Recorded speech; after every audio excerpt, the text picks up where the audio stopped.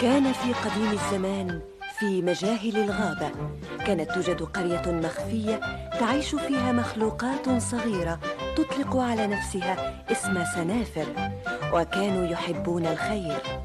وكان هناك أيضا شرشبيل المشعوذ البغيض، وكان شريرا.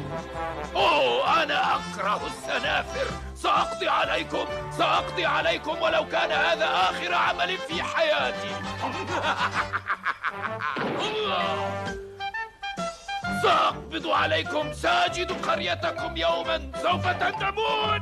الغابة ما زالت هناك، فإذا أنصتم ربما سمعتم صوت شرشبيل، وإذا نظرتم جيدا ربما لمحتم السنافر.